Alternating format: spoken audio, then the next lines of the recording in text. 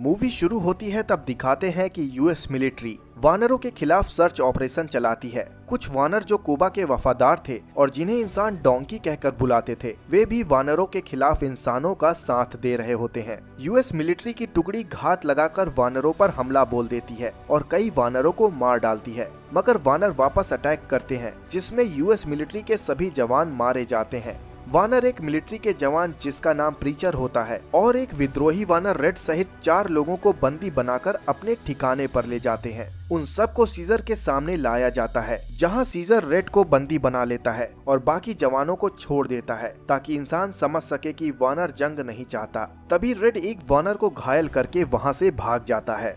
अगले सीन में दिखाते हैं कि ब्लू आइज और रॉकेट एक लंबे सफर से वापस आते हैं और वे आकर सीजर से मिलते हैं। ब्लू आइज सीजर को बताता है कि उसने एक रेगिस्तान खोजा है जहां इंसान नहीं पहुंच पाता, न वह उस रेगिस्तान को ढूंढ पाता है। वह वानरों का नया घर हो सकता है। विंटर नाम का वानर कहता है कि उन्हें अभी यहाँ से निकल जाना चाहिए। सीजर कहता है निकलने से पहले हमें तैयारी करनी होगी। इस बात पर विंटर नाराज हो जाता है। तभी रात का सीन दिखाते हैं जहाँ सीजर देखता है कि कोई उसके किले में चुपचाप घुस रहा है। ब्लू आइज को माँ और भाई की हिफाजत करने को बोलकर सीजर उन लोगों के पीछे जाता है। अगले सीन में दिखाते हैं कि यूएस मिलिट्री के जवान चुपचाप किले में घुस आते हैं। सीजर और रॉकेट उन्हें रोकते हैं। तभी यूएस मिलिट्री ब्लू आइज और सीजर की वाइफ कॉर्नेलिया को मार डालते हैं। तब तक सीजर वहां पहुंच जाता है। सीजर जब यह देखता है तब वह यूएस ऑफिसर को मारने के लिए पीछे जाता है, मगर वह उसे नहीं पकड़ पाता। सीजर के साथी उसे बताते हैं कि विंटर गायब है, वह डरा हुआ था और उसने हमें धोखा दिया है। सीन चेंज होता है और दिखाते हैं कि वानर नए घर की तरफ जाने लगते हैं। सीजर अपने छोटे बेटे की जिम्मेदारी ल्यूक को देता है। सीजर सबको भेजकर अकेला ही मिलिट्री के कर्नल को ढूंढने निकल जाता है जिसने ब्लू आइज और कॉर्नेलिया को मारा था। तभी रॉकेट और उसके कुछ साथी सीजर को रोकते हैं, पर जब सीजर नहीं मानता तब वे सब भी सीजर के साथ चल देते हैं। सीजर एक वीरान घर के पास पहुँचता है जहाँ कोई भी नहीं होता है सिवाय एक इंसान के। वह व्यक्ति उन पर अटैक करने की कोशिश करता है, तब तक सीजर उसे शूट कर देता है। वे सब घर के अंदर जाकर देखते हैं, तब उन्हें एक लड़की मिलती है। वह बोल नहीं पाती। मरकरी उसे एक गुड़िया देती है और सीजर से उस लड़की को साथ ले जाने को कहती है क्योंकि वह अकेले वहां बसती है। वे सब उस लड़की को साथ लेकर चल देते हैं। वह लड़की सीजर से डर रही होती है। अगले सीन में सीजर और उसके साथी यूएस मिलिट्री के एक कैंप तक पहुँचते हैं, पर उसे वहाँ कर्नल नहीं दिखाई पड़ता। सीजर देखता है कि वाइट उन इंसानों के पास है। मौका पाकर वह वाइट से कर्नल के बारे में पूछता है। वाइट कहता है कि कर्नल बॉर्डर पर गया है, बाकी सैनिक कल कर्नल के पास जाएंगे। तभी वाइट देखता है कि 2 सिपाही वहीं खड़े हैं। वह उन्हें बुलाने की कोशिश करता है, मगर तब तक सीजर उसे मार डालता है। तभी दिखाते हैं कि सुबह के वक्त सैनिक बॉर्डर की तरफ निकल जाते हैं। सीजर भी उनका पीछा करता है। वे एक बर्फीले इलाके में पहुंचते हैं जहां वे सैनिक रुके होते हैं। अचानक फायर होना शुरू हो जाता है। सीजर और उसके साथी छुप जाते हैं। यूएस मिलिट्री के सैनिकों के जाने के बाद सीजर पास जाकर देखता है तो यूएस सैनिकों ने कुछ लोगों को मारकर बर्फ में दबा दिया था। तभी बैड एप नाम का एक वानर सीजर और उसके साथियों से गन और घोड़ा चुराकर वहां से भागता है। सीजर बैड एप का पीछा करता है और एक वीरान जगह पर पहुंचता है। बैड एप खुद को सरेंडर कर देता है। बैड एप उन्हें बताता है कि वह इंसानों की कैद से भागकर यहाँ आया है। सीजर बैड एप से कहता है कि यूएस सैनिकों के बॉर्डर कैंप तक वह उन्हें पहुँचा दे। अगले सीन में दिखाते हैं कि बैड एप सीजर को कैंप तक ले जाता है। सीजर और लुक आउट कैंप के नजदीक जाते हैं, तभी उन पर सैनिक हमला कर देते हैं। रॉकेट भी वहां आ जाता है। वह सीजर की जान बचाता है। इसी बीच लुक आउट को गोली लग जाती है और लुक आउट मर जाता है।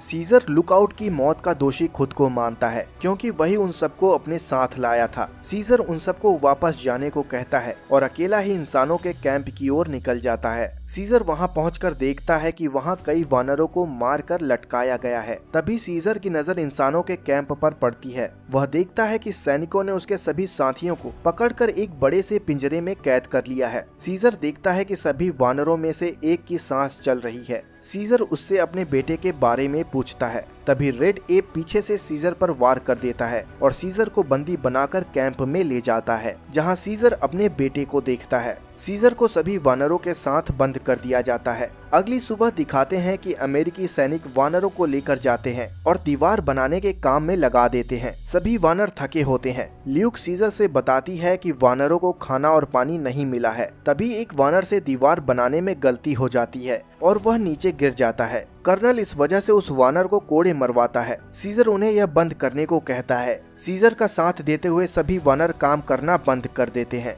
कर्नल सीजर से कहता है कि उन्हें दोबारा काम करने के लिए बोलो, पर सीजर ऐसा नहीं करता। तब कर्नल एक वानर को शूट कर देता है और सीजर को मारने की धमकी देता है। तब ल्यूक दोबारा काम करना शुरू कर देती है और उसे देखकर दूसरे वानर भी फिर से काम करना शुरू कर देते हैं।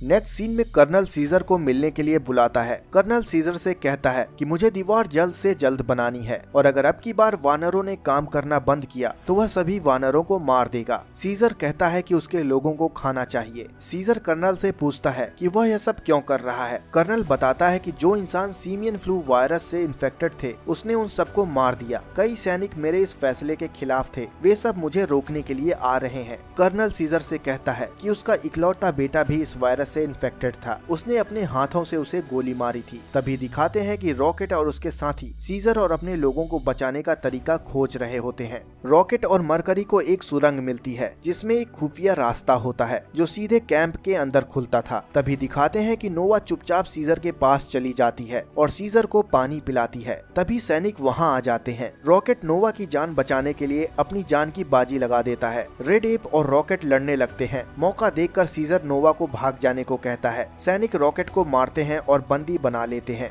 अगले सीन में मरकरी और बैड एप सुरंग में कैंप का रास्ता खोजकर वानरों की मदद करने का प्लान बनाते हैं। बैड एप सुरंग खोदकर रॉकेट तक पहुंच जाता है। दूसरी तरफ सीजर रॉकेट को बाहर निकलने का प्लान समझा देता है। अगले सीन में दिखाते हैं कि वानर एक सैनिक को परेशान कर उसे गुस्सा दिलाते हैं। वह सैनिक वानरों के बीच जाकर उन्हें धमकाता है, मगर वानर दोबारा उसे परेशान करते हैं। रॉकेट सैनिक को उकसाता है जिससे कि सैनिक रॉकेट की तरफ जाता है। सुरंग से मरकरी सैनिक का पैर पकड़ लेती है। वानर सैनिक पर काबू पा लेते हैं और चाबी हासिल कर लेते हैं। चाबी मिलते ही रॉकेट और सीजर चुपके से बच्चों को बचाने जाते हैं। सीजर अपने बच्चे सहित सभी को वहां से निकालता है। सभी बच्चे और वानर सुरंग के रास्ते कैंप से निकल जाते हैं। सीजर रॉकेट से जाने को कहता है और वह कर्नल को मारने निकल जाता है। तभी कैंप पर अटैक होता है और धमाके होना शुरू हो जाते हैं। बैड एप देखता है कि यूएस एयरफोर्स कैंप पर हमला कर देती है। सीजर कर्नल के कमरे में पहुंचता है। वह देखता है कि कर्नल शराब के नशे में पड़ा होता है। कर्नल भी सीमियन फ्लू वायरस से इन्फेक्ट हो गया होता है। दोस्तों, नोवा वायरस से इन्फेक्टेड होती है और जब नोवा सीजर को पानी पिलाने गई थी तब उसकी गुड़िया वहीं छूट गई थी। वह गुड़िया कर्नल को मिल गई थी जिसकी वजह से कर्नल भी वायरस की चपेट में आ गया था। कर्नल सीजर से उसे गोली मारने को कहता है, मगर सीजर का मन बदल जाता है और वह गन वहीं पर रख देता है। उसी गन से कर्नल खुद को गोली मार लेता है। तभी सैनिक वानरों को भागता हुआ देखते हैं और उन्हें शूट करना शुरू कर देते हैं। सीजर उन्हें बचाने जाता है। रेड एप जब यह देखता है तब उसे अफसोस होने लगता है। सीजर जैसे ही ईंधन के टैंक को उड़ाने वाला होता है तभी एक तीर सीजर को आकर लग जाता है। सीजर गिर जाता है। तभी वहाँ प्रीचर आ जाता है। वह जैसे ही सीजर को मारने वाला होता है, रेड एप उसे लॉन्चर से उड़ा देता है। दूसरा सैनिक जैसे ही यह देखता है वह रेड एप को शूट कर देता है। मौका पाकर सीजर टैंक को उड़ा देता है और पूरी दीवार टूट जाती है।